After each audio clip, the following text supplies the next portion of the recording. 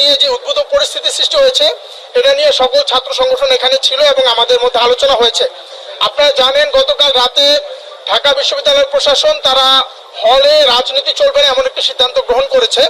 তো এটা নিয়ে আমাদের মধ্যে যে আলোচনাটা হয়েছে, বিগত 16 বছর ক্যাম্পাসে যে রাজনৈতিক আধিপত্য এবং ফ্যাসিবাদ বিস্তার করেছিল এবং শিক্ষার্থীদের মধ্যে যে ভয় এবং ভীতি ট্রমা তৈরি হয়েছে, এটার কারণে শিক্ষার্থীরা হলে আর রাজনীতি তারা দেখতে চায় না।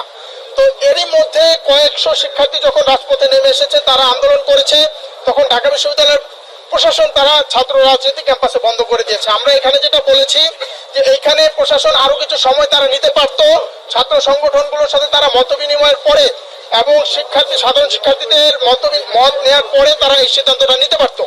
এখানে আমাদের যেটা মত যে হলে ছাত্র রাজনীতি বন্ধ করার পূর্বে ক্যাম্পাসে শিক্ষক রাজনীতি বন্ধ করতে হবে এবং একই সাথে বিগত সময়ে যারা নীল দলের নামে এই আওয়ামী ফ্যাসিবাদকে দীর্ঘ 16 বছর বাংলাদেশে টিকে থাকতে সহযোগিতা করেছে তাদের রাজনীতি বন্ধ করতে হবে এবং যারা ছাত্রলীগের রাজনীতির সাথে সম্পৃক্ত থেকে শিক্ষার্থীদের নির্যাতন, নিপীড়ন, হয়রানি করেছে তাদের বিরুদ্ধে শাস্তিমূলক ব্যবস্থা গ্রহণ করতে হবে।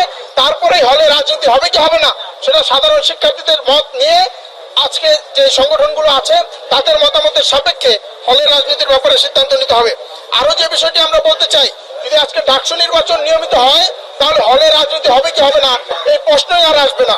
কারণ হলে যে নির্বাচিত প্রতিনিধিরা, শিক্ষার্থীদের নির্বাচিত প্রতিনিধিরা যদি কাজ করে, তারা নেগোসিয়েটর হিসেবে কাজ করে, শিক্ষার্থীরা তাদের অধিকার ফিরে পাবে। ফলে রাজনীতি নিয়ে যেই ট্রমা তৈরি হয়েছে, ভীতি তৈরি হয়েছে, এটা ধীরে ধীরে কেটে যাবে। এজন্য আমরা চাই অতি দ্রুত শুধুমাত্র এই ডাকসু নির্বাচন দিয়ে ঢাকা বিশ্ববিদ্যালয় প্রশাসন যেন এটা মনে না করে যে তাদের দায় শেষ হয়ে গেছে, বরং ডাকসু নির্বাচন যেন নিয়মিত হয়।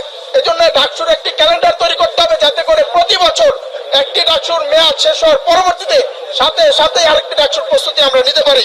এজন্য আমরা বলবো নিয়মিত ডাকসু নির্বাচনের ক্যালেন্ডার পেশ করতে হবে এবং একই সাথে প্রশাসনকে দায়িত্বশীলতার পরিচয় দিতে হবে। আমরা দেখতে পাই শিক্ষার্থীরা কোনো আন্দোলনে নেমে গেলে, কয়েকজন শিক্ষার্থী নেমে গেলে সেটাকে একটা সিদ্ধান্ত হিসেবে তারা গ্রহণ করে নিচ্ছে।